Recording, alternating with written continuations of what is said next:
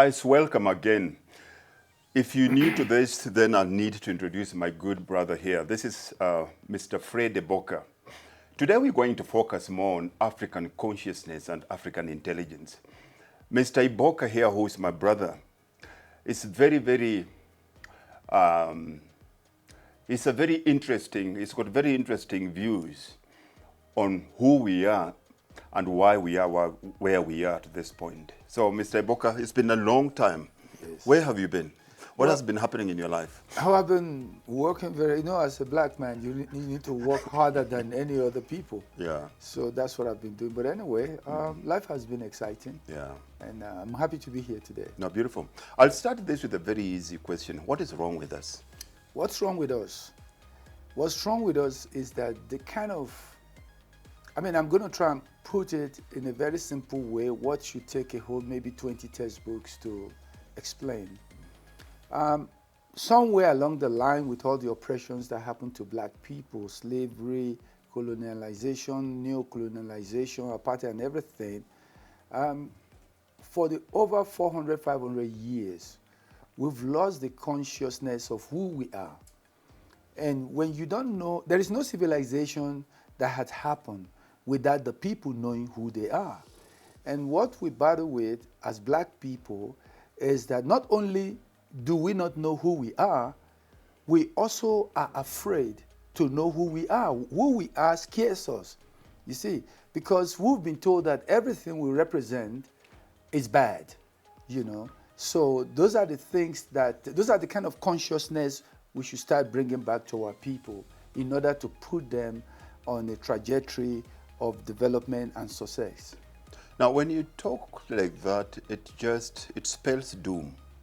For somebody that is in his 20s, just a young person, listens to you say like that and say, geez, there's no way out of this. In very simple terms, how do we start to conscientize our people? How we start to conscientize, unfortunately, our leaders do not know the value of conscientization as a way of developing the human mind. But hopefully we start conscientizing by some of the activities that are happening in Africa today. If you look at where Africa today in terms of young leadership coming in, trying to replace like what happened in the Sahara area, and you look at the new president of Senegal, very young, I think he's probably the youngest president. 44. 44, it's amazing. And kudos to Senegal people for actually having that trust in electing such a young person. So in my view, those actions represent a little steps towards our actualization of who we are, So the fact that we had terrible experience in the past 400 years does not exactly mean that we won't, our maybe second civilization will not happen, because we had civilization before, all the way up to Europe, Spain, France, and all those places, which was hidden from the black man. And because those civilizations were hidden from the black man, so you have no reference to who you are. So if you don't have a direct reference to who you are in terms of culture, and culture is not just dancing and clothes, it's so deep, it's education. So once you start acquiring the knowledge, then I think generally or collectively we start seeing changes in our people. Then does it mean, because if you look at the way we taught now, and I'm basing this on Western education, yes, we are taught that history is linear, that they break history into the past, present, and the future. But if I hear you correctly, the way you're saying it, it means that what happened to us in the past is still happening to us in the present. In different ways. Okay.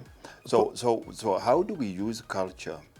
How do we use culture? Because if you look at it, and exactly the same thing that you're saying, we relegated culture to wearing skins, walking around with spears and all that. How do we use culture now as a protective mechanism to make sure that we survive in the future? Okay. I will go into education. What is the purpose of education? The major purpose of education actually is not to go to four walls, acquire knowledge in order for you to be successful in life as an individual. That is a byproduct of education. You will be somewhat successful anyway if you went through acquiring certain knowledge, certain crafts, and, you know.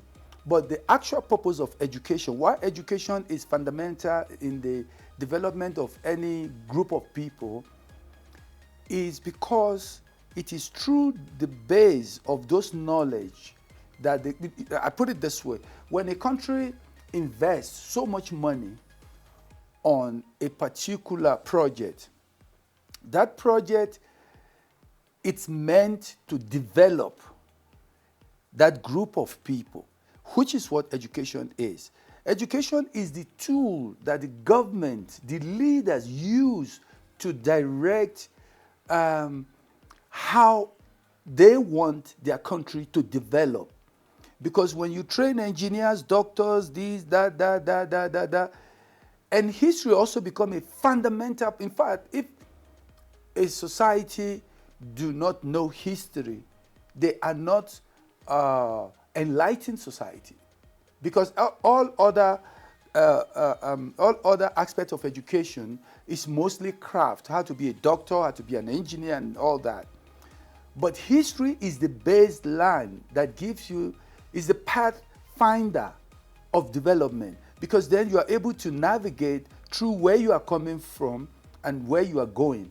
So such education allows your people to know who they are and be able to know the kind of sacrifice they have to make for the development of their country or their continent. I give you an example. You look at the Chinese. A lot of people think that the Chinese just started developing in the past 35 years. But what they don't understand is that there was cultural revolution. You cannot undermine the power of that cultural revolution. And you cannot undermine the fact that that cultural revolution was a tremendous effort to bring the whole Chinese into one thinking.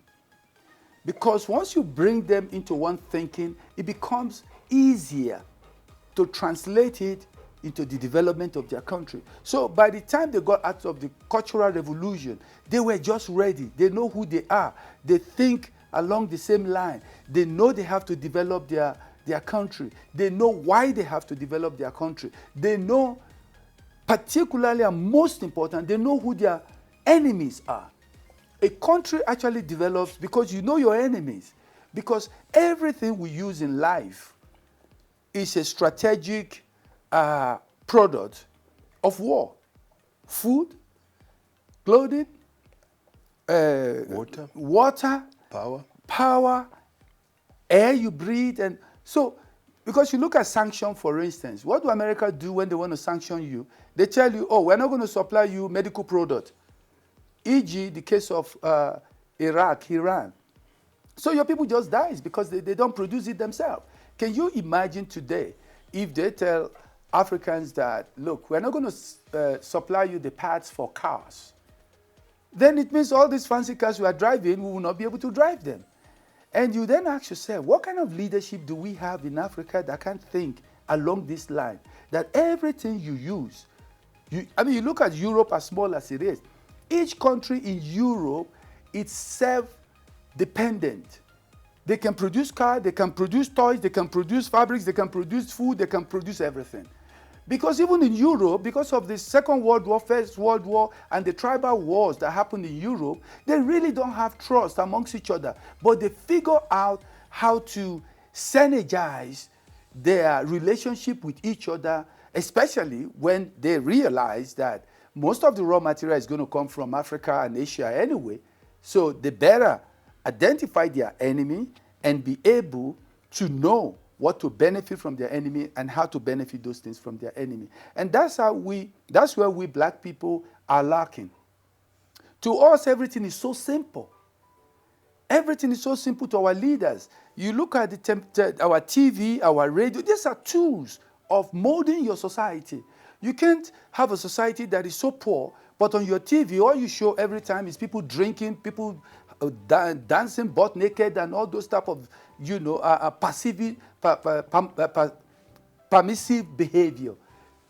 And then you expect your country to develop on the foundation of those decadence. It doesn't happen. That is why when you go to China, you watch their all form of communication they have. It's about reinforcing their people. It's about knowledge base. It's about giving them direction where they want to go, and the result is so apparent. And that is why everything now comes from China. Everything comes from India. Everything comes from many Asian countries, because they know who they are. They figured out who they are, and they can compete with the West. And sometimes the issue of oppression and all these things is not going to go away. Because oppression, colonization, and all those things, it won't go away, because the people who are oppressing you have no choice sometimes, because they need your raw material. Without your raw material, they are not existing. So what do? You have to protect yourself, you have to protect your people, you have to protect their raw material. But if you don't have the knowledge, engineering, science, and technology, you can't protect anything. And that's what baffles me about our leaders. We have universities all over Africa, right? Where you study civil engineering, all the engineering, mechanical, and all this engineering. But if you want to build a bridge, who do we call? Chinese. Germany, Chinese, or any other developed country. Then you ask yourself, what is the purpose of our institutions? I mean, a leader should be able to ask that question and then find a solution to it. What amazes me is the level of ignorance African leaders have. I mean, in world politics, there's no friendship. Nobody likes anybody. The only person who likes you is a person who is taking advantage of you. So when African leaders go to Europe, go to different kinds of places, and they are laughing and having fun with all their teeth open, you look at them and you have to ask yourself some questions. Do these people really understand what is going on? So, well, like I said, it will take a whole lot of talking to even start to unravel some of the, problems. I think I'm going to also take a step back to what you just spoke about there, as education being the master key in terms of us changing our situation. Yes. Then one, we have to ask ourselves, what's the purpose of education? And my simple definition of the purpose of education here is having the ability to survive. You're not really educated. If we take our children to the universities, then they have to come up with a piece of paper and get work in another man's company, because that's what we're doing. Exactly. Simply. And then secondly, we have to ask ourselves, how can you trust somebody else to educate your children while that other person has their own personal needs? Irrespective of how good the person is, the first thing is the first curriculum, the priority, the matriculants or the degree holders have to be an answer to their problem. Yes. Then how do we change the education system where all of a sudden we've taken our children, our raw materials. Now we've taken our raw material and we've taken it to enemy territory, and we expect them to come as friendlies. How do we change that? Well, a little bit of a difficult question from one source. The problem, I think, like I said, one can trace it back to so many hundreds of years. But we're at a point now that we should be aware of our problem, the cause of our problem, and where we are. We're at a point where we should be aware. And if one is looking for solution, one will have to come back to how you re-engineer society. And when I mean re-engineering of society, it means that the society have to look into itself and first of all say, what do we want to be in the next 10 years? What do we want to be in the next 50 years, which our leaders don't think about anyway. They start bridge and they build it halfway, another government come, they start another one. So we have to be very proactive as a continent about where we want to be. If you look at America, for instance, America didn't just happen yesterday. America is a construct of the founding fathers, their ability to think 200 years far ahead, the selflessness to allow themselves to think that far, knowing fully well that they are not going to be the beneficiary of the dividends of their plan. Now, in Africa, I'm yet to find leaders who are able to construct the future that they are not going to live in because of legacy, because of how they see their nation or our continent. I will talk more about our continent because nations in Africa are more or less, they are creations of the Western power who wants to divide and rule. Otherwise, we shouldn't be talking about nations, talk about our continent.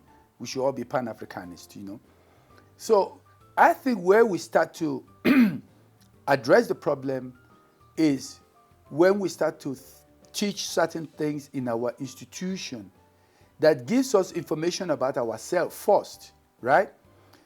And I could deviate a little bit and give you a little bit example of that. With many Africans, right?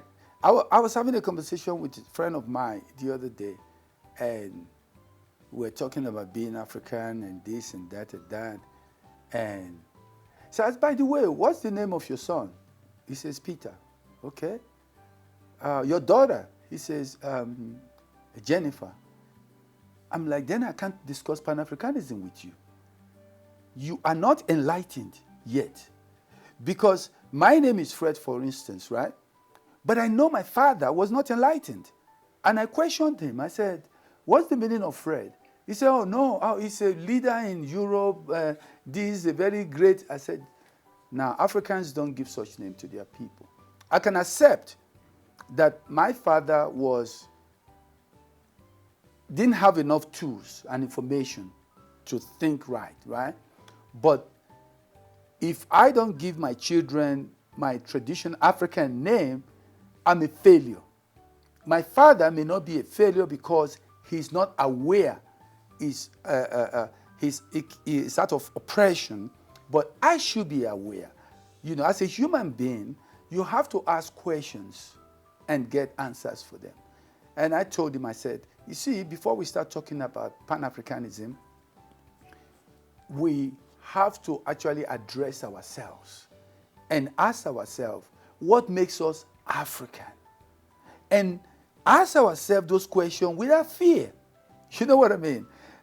Recently, if I also would deviate, recently, Russia just opened the vault, their religious painting vault. And it turns out that all the biblical figures are black people. And some people are like, wow. I'm like, why are you wise? Does it mean you don't have these informations? Does it mean you don't know yourself? Does it mean you don't know who your people are? Whether Jesus is black or white, that's immaterial. But the fact is that you've been sold a story for over 500 years, and you don't know the story. You don't know whether it's true or lie. We all sheepishly just go along with it. And then we expect that from those of us who sheepishly go along with it, something good is going to come out of the lack of knowledge in our head. It's just very simple. We have to start addressing, when the students of UCT, were striking the other time and they were talking about decolonizing education. My brother, a lot of people don't know the meaning of decolonizing education. We think that, speaking English fluently or French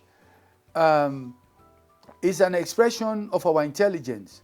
But the thing is that Chinese don't speak English, Japanese don't speak English, and many other people don't speak English, but they are technologically advanced. But the black man, you go to Nigeria, you see judges and lawyers wearing wigs, dirty wigs. It's so hot in Nigeria that you wonder how they carry this dustbin in their head. But because they are not conscious, they grab onto it. And as long as they can't let it go, they will never discover who they are. Then that brings us to one, we're going to have to ask ourselves, why do we keep on doing the things that we do? And the common story that we've been sold, it's always a ratio answer, where people tell us, people do this to you because you're black, or people do that to you because they're white. But now you're talking about us questioning our morale. And they'll give us very different versions, depending on who you talk to. Some will say they hate you. Some will say they have the penis LV. Some will tell you that they come from Ireland, which is a very, the Icelandic people is very cold, and so they're cold-hearted, irrespective of what you say. But we have to agree that we are in the position we're in, and others and other races can treat us the way they treat us. Why? Because they can. Then that becomes more, apart from being a color issue, becomes a power issue. Because then it means we're powerless. And it means that most of us we don't really understand how important it is to have power in life. Without power, you cannot live. Right now, I'm talking to you, and you're talking to me because there is power in your body from the food that you've eaten. Absolutely. You're able to sit on that chair because you have power for you to stand upright using gravity on the earth's surface. That's true.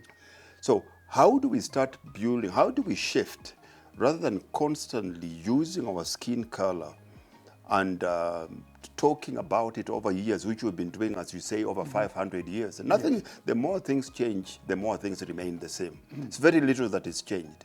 If you look at where we are let's just centralize it and bring it to the South African context.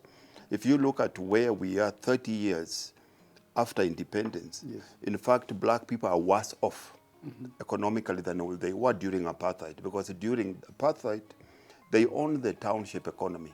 Right now, because it's a free market, the ones with the bigger pocket, deeper pocket, the one with the bigger marketing budget takes over everyone. Now, how do we start building? How do we change that and start focusing on building a power base among ourselves so that we can stop whoever wants to do what they want with us? Well, I think one of the critical problems that the black man, through his harsh experience, have inflicted on himself is the idea that other people will solve their problem, right? Once, even as an individual, once you give the power of a solution to your problem to other people, then you're not going to have solution, because I can only deal with it at my convenience, and I don't have to deal with it. If your problem is an advantage to me, why would I deal with it? Why would I solve it? And so the biggest problem we have as Africans is the victim problem. Anybody who is a victim is powerless. It makes you powerless in the face of other people, and it gives you an excuse of powerlessness to yourself, right? I spent quite some time in the US, and as somebody who observes other people and why what happens to this race happens, and why is it that this race couldn't, what I observe in America is that I never saw Chinese fighting and screaming for equal right. I never saw them. Hardly saw the Indians as well, right? But I'm not suggesting that black experience is, that black experience is equal to Chinese experience. Black experience is the worst in the history of mankind, right? So the reason why I'm saying they don't protest is because they recognize that the answer and the solution to their problem is not in the hand of those who are oppressing them. They're going to have to figure out in the hardest, harshest, smartest way to make themselves powerful. Power these days is based on science and technology. And I tell people all the time, you can go to church and pray as much as you want. You can jump up and down, rebuke devil. Once you are chasing devil, you're going to chase devil all the rest of your life while people are going to space, right? So my thing is that the black man has to come to a point where they become stubborn. Stubborn in the sense that they become so stubborn and selfish about who they are, like other races are. And at this point, I don't even think that white people or Chinese or anybody will not be happy that we are stubborn, because they know the value of recognizing yourself. I tell you, with a lot of black people, when you're talking about Pan-Africanism or the progress of black people, they will say, oh no, you are racist, you are this, you are that. I said, listen, white people will be very happy if you can solve your own problem. They will be very happy. The reason why they disrespect you is that you are the only race that is not trying to solve your own problem. You play victims and victims and victims, and you're looking for somebody to solve your problem. Nobody is going to solve your problem. That is just how animal nature is. Human beings, we're part of the animal nature, you know. So my thing is that, yeah, we really, I can't tell you technically, but like I said, like a lot of things going on in Africa that gives me hope that circumstances is about to change. But until we get to that point where we don't apologize for doing things that benefits us, until we get to that point where we say, we are not going to allow somebody to come to our continent, remove raw material, take it away, give us peanuts, and we're on our knee begging for them to give us, you know, for them to find solution to our problem. We really have to get to that point. We really have to start having leaders who are non-apologetic, you know. And I'm glad, like I said, with some of the things that's happening in Africa now, that I'm starting to feel that that is the trajectory that we are going. You know, that brings me to, I think I remember reading something where they say, when a poor man fights for his rights, they say it's a riot. And when a rich man fights for his rights, it goes down as being poetry. Yes. Now, we have to, just to add on what you're saying, Yeah. you cannot win equality through consumption. You can only win equality through production. Yes. And I think that's also one place where we've gone wrong. Then fast forward, I was talking to, I think a week or 2 weeks back, I was talking to another young guy at the gym. And I remember him telling me very well, those who were during apartheid days, that's in the past. Now, I found that very disconcerting for a young man that thinks that happened. He thinks that whatever happened in the past does not affect who he is. How do we conscientize these young people? Because the environment we live in right now is doing a very bad job. The environment is turning these kids against themselves. Well, look, going back to what you just said, when the black man revolts, they call it, or when you talk about loving black people, they say you are an extremist and da. The use of words is very, very critical in these things. When the white people love themselves, they call it conservative behavior, and that sounds to be very nice, you know.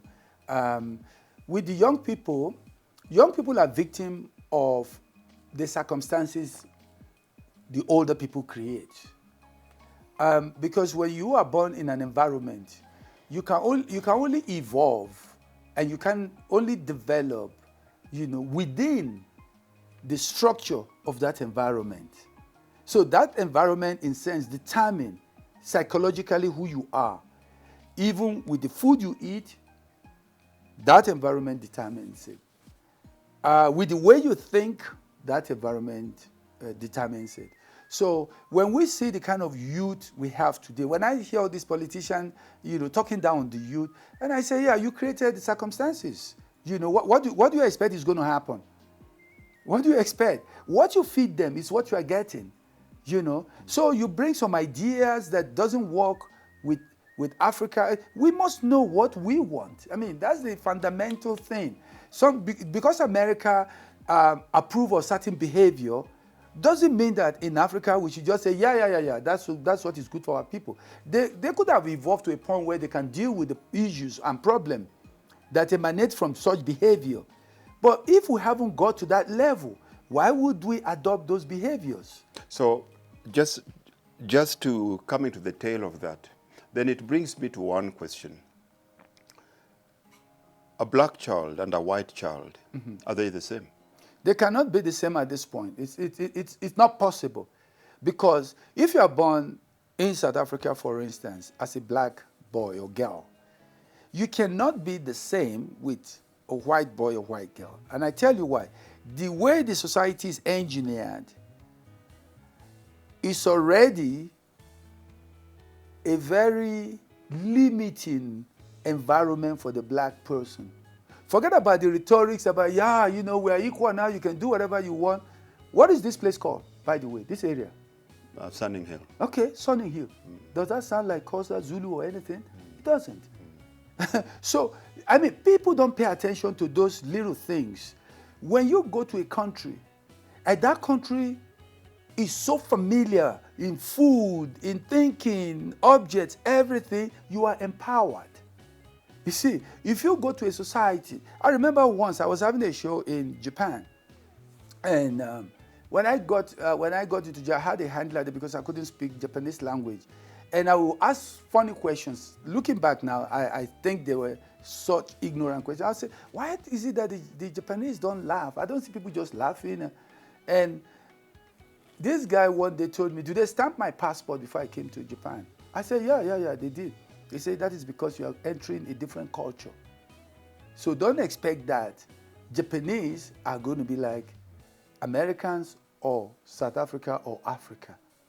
That was a big education for me. That people who are conscious of themselves, they don't apologize for who they are. And they stick to who they are because it is who they are that gives them the result of where they are going. You see? So in my view, there's so much that we African, in terms of our leaders, what they accept, what they just dance to. But that's a beggar's mentality, kid and the white kid. Yeah. So you look at South Africa, for instance, a child that is born here, black, and a child that is born here, white, are totally two different people. One is totally very empowered the day he was born. The other one is totally so disempowered the day he was born because of the structure of the society. People don't own land. People don't own means of production. People don't control any means. So how can a child that his parent doesn't control means be equal to a child where few of his parents controls all the means? So of course they're going to grow up with one feeling insecure and the other one feeling very secure. And that is the fundamental problem in South Africa we live in. And they're going to have to figure out some of these things. People will say, when you say change name, change street, people will say, oh no, we have a bigger problem. No, there is no problem that can be bigger than that. But you see, that's where I was coming to ask the next question then. If that's the case, because then if I get it right from what you're saying, yes, the white child is already privileged. Of course. Which means his job in life is to maintain the privilege. Absolutely. The black child is already subdued, and his job is to make sure that he has to get out of that and get into a privileged position. Absolutely. So does it mean this, we have a lot of this well-to-do black people now that are taking their kids into the private schools where we have white students, the rich schools, having access to the same education, the same teacher, is that fair to the black child? Well, that makes, the fact that, it's so funny that, you mention black privilege because the parents are wealthy and all that. Yeah, you have few wealthy black people that take our children to white institutions. They control the culture there. They control the language there. In fact, it disempowers the black kids more because suddenly you are now exposed to the structure of your society, where you go to and you see that 90% of the kids who are white that you are at school with are genuinely the controller of your economy. That humbles you. You know, so that black kid that you think grew up in a private school, it's probably more humbled about the reality of the society, probably more helpless about it, because he now experienced the monumental, the monumental advantage that the white kid have in that society. So if he was walking chest up when he got into that institution, by the time he comes out, he'll be walking chest down, because he realized where the power is. And this is not to criticize what white people want for themselves, because you can't say white people should stop wanting good for themselves. They know who they are. They know that is the environment they can best thrive. So they're not going to now say, hey, well, we want to be like you. We want to be on the grass. No. White people are never going to do that. That is why the solution to black problem can never be in the hand of white people. Of course, there will be some white people who are, reasonable enough to kind of go outside the grain and think for black people. But the solution to that, right, is in the hand of black people. Because if you look at it, I tell people, I said, look, one thing that amazes me, if we have to focus in South Africa, is that the Afrikaners did an incredible job, in development, in language development, technological science, this, that. They did great job. So South Africa have a blueprint on how to develop a society. So you cannot ask Afrikaner person now to go and live in a Makoko or they won't, because they're not used to that, right? They've created an environment that is exemplary in Africa for their own people. So you as black people, if you think by going into it, it's going to solve your problem, it will never solve it. You're going to have to figure out how you orchestrate this same society to bring black people to a level where there is equity. All this little game of fear, if we do this, they will do this, if they do this, it cannot solve our problem. We have to think singularly how to solve the problem of our people. I mean, when you talk about democracy, what is democracy? Democracy is a game of numbers. So if you have 90% black in South Africa, you ask yourself, are we really practicing democracy in South Africa when 90% of the population cannot create the rule of engagement? It means 90% is not as powerful as 10%, and that is not democracy. It means that the 10% is dictating the rule of engagement to 90%, and that is a fact, because when you look at the condition in South Africa today, that's what you get. And when you look at the condition of Africa today as a whole, because even South Africa is almost an example of where we Africans are. If you look at Africa today, the second largest continent, population humongous, you can compare with India or China, but yet, we consume probably less than 4% of the resources of the world, while we are offering almost 50-60% of the resources of the world. I mean, the stacks are there. Our leaders should have that in their hand. Because when you have stacks like that, then it's very simple to design solutions for it. So just still holding that thought, Mr. Iboka, I'm going back to the school issue. Mm-hmm. So if the black kid, then the white child, the education of the white child has to be more conservative, because he has to conserve and maintain the status quo. Exactly. Then the education of the black child has to be revolutionary. Mm-hmm. Then, which means that the two cannot coexist in the same school. Because, they could at a certain point. Because the end product, the end outcome is not the same. Mm-hmm. One has to be revolutionary in his thinking. Absolutely. One has to be revolutionary in how he relates to the institution, yes, and how he relates to to the education material, Yes. and one has to be conservative. Now, so I find it very hard. Then, what it means, what we call black privilege, it means is a few black people that have access to the economy, which means their kids have access to the best tools to become the best version of themselves. But now they're exposed to more conservative environment, which means our best brains with the best resources are now being converted to become conservative at the highest institution. So how do we work that? How do we change that? Because that is the top of the cream of the black bourgeoisies, the so-called black conservatives. The so-called, yeah. Yeah. Now, how do we change that? Because until we come up with and in my small mind at this point, then I think, as you said, we cannot change the white institution because it's there to serve their needs. We've just been invited onto somebody's table. Absolutely. So we can't go on and say, I don't like what you're serving. So it means we have to create our own institutions with a revolutionary education system that is going to conscientize these kids to go forward wanting to own the economy rather than working for the economy. Absolutely. Yeah? Yeah, right on the point.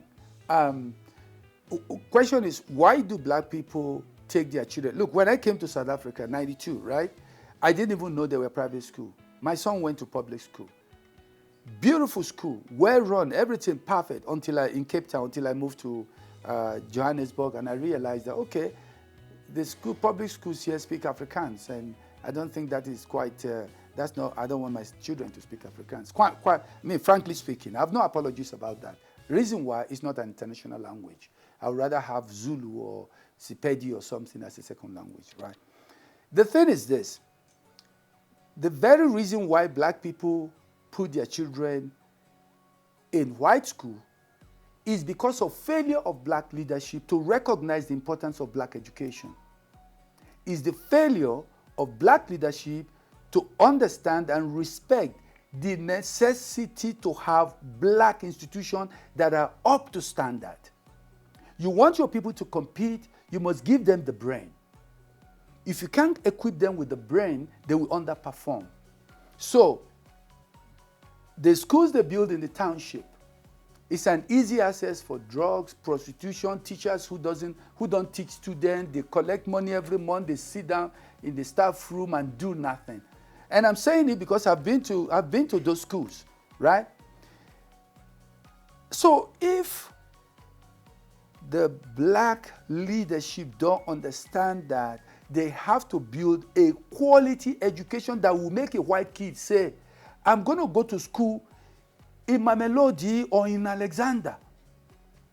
When a white kid says, I'm not going to go to school in Santon because the school in Alexander is so resourced, is the best. Kids start learning about computer and everything when they are even in their primary. That should be the thinking of our leaders, right? Because if that were to be the thinking of our leaders, you won't find black people going to white school where they are totally disempowered. In fact, and I'll go further to tell you that having a white school that our kids go to is very, very disempowering also to white people in a very, very funny way. And I will explain that to you. If you say you want to, in South Africa, according to the ANC manifesto, that in South Africa, you want a country that is equal, that black and white should live together as one, if there's no non-racial, none this, none that, right? Then you have to build institution that makes a white person or an Indian person or a Chinese person in Africa to think like Africa. Because if you are able to achieve that, then somehow you'll be able to tune other races to their Africanness, where we can all sit and say, yeah, we think alike. Because there are a lot of white people who, the only thing they know is being white, being Afrikaans, or being Italian, or being all those things. Excuse me. Reason why is because they have not been given the opportunity to think differently. And as long as they continue to preserve their thinking of the past and the institution of thinking like that is still there, you can never move this country to be one. So it is just imperative that they should build institutions. And people will argue, say, yeah, they build school internship, they destroy, they do this, they do that. Yeah, it's because there is no coherent plan to assimilate or make black education, quality education, as part of the society. You see what I'm saying? Even the whole establishment of those schools, those black schools, it's almost like the government just throw a budget and say, oh yeah, let's be able to point fingers at these schools without monitoring what those schools are doing, what they are producing, without monitoring the circumstances of the teachers. Are they teaching our children what they are supposed to know? Are they making them strong people? Are they making them conservative people? Are the parents attending the parents' meeting? Because what really makes the white schools better? The parents, the parents, they, how do I put it? They actually involved. They get involved in the teaching of the student, and the student bodies they comply of the parent and all other stakeholders. So they hold the principal and the teachers responsible, So, but you can't just put a building somewhere and you just walk away. Like everything else. I mean, that's like everything else. But you see, when we're still talking on that topic, there are two points I need clarity there. We should not mistake sameness with oneness. The fact that we all black does not mean that we have to be the same. But we can want the same thing. But we don't have to become the same. You, Fred, the fashion guru, I'll do the gym stuff. You still have to be the best in what you do. I have to be the best what we do, but we have the same goal. Absolutely. Now, there's something you spoke earlier here, where we're talking about we're talking about interest and purpose. People, a race, or nations cannot be held together by one interest, because interest changes. Right now, we don't want Fred as a leader, and that binds us. Then when Fred is out, then what? So we have to be bound together with one purpose. And if you look at our schools, where we have schools that are not performing, now those are the effects. But now if we look at the cause, I think there's a lot of fundamental things, and you mentioned a few of the things that we see every day, a simple thing as Sunning Hill. And that name is more powerful than we think, because you either belong or you don't. Absolutely. When you go to that, automatically inside you look at yourself as a foreigner to that space. Environment, yeah. Now, our whole environment, I think we've turned to a point where we become social agents of colonialism. We become social agents of apartheid. The whole environment, and I'll give you a very simple example. You'll find if you go to most homes, even among us black people, a more fair-skinned person is looked as being a little bit higher than a more dark-skinned person. Absolutely. And this is even your own mother at home. So if a mother has two kids, where one is fair-skinned and one is dark-skinned, they tell the dark-skinned, chances of you just work on the farm.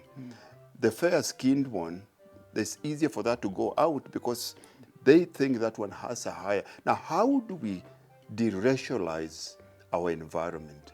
Because without that, these leaders, as much as we're putting a lot of emphasis on the leaders becoming the change that we want to become, but the leaders are also products of us, which is the society. We already divided from a racial line. There is a name they call very fair-skinned, Redbone. Redbone. Yeah. I mean, those are things, a normal language, right? People don't. First time I heard that, I was like, what is that? Now, how do we start with those small little things? Well,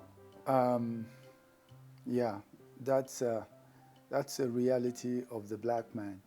You see, people gravitate towards success and brand. Um, the reason why a lighter skin is more favored in society, by the way, it's not only in Africa, even in China, they actually bleach their body as well. They fix their nose and they fix their eyes, right? So, but people just gravitate towards success, right? It brings us back to what I said before, right? White people or Caucasian, they have built the white skin as a brand. I'll give you an example. If a black guy gets hit by a car on the street, it's different from when a white guy gets hit. To both white and black, we'll be more sympathetic to the white guy. It's an unusual sight. In fact, when you see a poor person who is white, you still respect that white person. And even you as a black person, you start to wonder, why, how can she be like this? I should feel sorry, because of the brand white. So we have to thank, or white people have to thank their people for creating the white brand. E.g., Jesus Christ is white, and all the disciples are white, right? So we kneel down every day. We pray to this white guy who was painted by Leonardo da Vinci, right? And all the disciples who are painted by Leonardo and whatever painters, Raphael and all of them at that time. So when you spend 500 years kneeling down to a long beard, blue-eyed white guy, and you believe in it, that is the highest extent of alleviation of a race. It's the highest because your whole brain is constantly bombarded with that image telling you that that is the road to heaven, right? So all these whole images, and when when the fashion come of age after the Second World War, and they start putting these skinny pencils on the wrong way, blonde hair, blue eye, and they become the symbol of beauty. And I can keep making different examples of this. While they are doing that, we black people are constant. The only thing you see about black person is Lumumba has just been killed. He's a bad president, without knowing the story. Idi Amin is the worst president the world ever had, even though he was telling a whole lot of things that affects us. And so anything that represents black is bad. Even black people themselves believe. There was something I watched a while ago where two kids, one white, one black, were asked, what is the color of devil? The black one said black. The white one said black. And they said to him, why is he the color? It's like you. Are you also devil? He said, no, I don't know. But the color of devil is black. He said, yes. So that's the society. That's the reality of our society. That is why people like you and I, we have to be very strong. And being strong doesn't mean you don't like white people. And that's what people don't understand. The fact you are strong about your people doesn't mean you don't. We live in a one world that we learn from each other, we do any. But remember, the white people will always protect themselves, and they have to. The question is, are we protecting ourselves? Are we working together? Do we love each other? But you go to public hospital here, for instance. There's a black emergency. The nurses will ignore. They don't even feel anything that ties them together with this patient. They will leave the patient lying there. A bunch of black people just lying there. The nurses will go to, they will go to lunch, they'll come back, go to dinner. There are no white people there. There are black people who are inflicting a whole lot of pain on fellow black. But let me tell you, you bring one white person there, the white person will get attention. Because that brand is prime brand. And do you know why it's a prime brand? because if something happened to a white person, the consequences is so high. Even that is when you will know that America, Britain, Germany will protect the life of a black person in Africa. They will throw even the toilet sink at you as a weapon. And that is the value they've placed on their people. Now, when it comes to black people, we are not placing equal value on ourselves. In fact, if you try to place that much value, other black people will criticize you out of ignorance. They will immediately tell you that you are trying to be racist to white people. And you have to now start defending yourself that, no, that's not the point. But the life of a black man should be equally as important as if a black woman gets raped, it's not different from when a white woman gets raped. They should have the same attention. But you and I know it, that they will never have the same attention. So how do we start reconstructing these things? Because as it is now, it's not the problem of white people. It's our problem. And as long as we keep thinking that we have to all the time apologize for saying that the black man has to be treated right, the black woman has to be treated right, as long as we keep apologizing for it, as long as we keep making excuses and say, no, but it's all women. Women, they shouldn't be treated bad. But we know that there's that separation. We know that, look, I tell you, Steve, you go into a restaurant with your white friend. That white guy is the one who will be giving the first attention, not you. He could have been one of your staff, but unfortunately, he is the one that will get the attention. He'll get the seat first. And this is still happening to you today. And trust me, I stopped thinking that it's a white thing. Now it's a black thing. And so much fear has been driven into the black man's mind that he cannot advocate for himself anymore. A black man can no longer say black without looking back and say, is somebody looking at me? That is the way they've conditioned our mind with fear. And I'm talking to up to the last level. I was watching some few African presidents talking to some few white presidents. And the white president will smile. And the black president's teeth will be as open as crocodile. You can even see his intense style laughing. Because he wants to show that, yeah, I'm your friend. My brother, mentally, we are messed up. Now, you've heard from Fred Eboka himself, the chains must have come out from our wrists and from our ankles, but psychological chains are still very heavy. How do we psychologically unchain ourselves? We'll keep on talking to Fred here and he'll give us tidbits. Fred, he'll give us advice on how do we start with our kids, because this is something that we didn't get where we are today. This is something that is taken hundreds of years. So it is a process, and every journey of 1,000 steps starts with one step. Mm-hmm. Fred, thank you very much, and I'll see you, God willing, next week.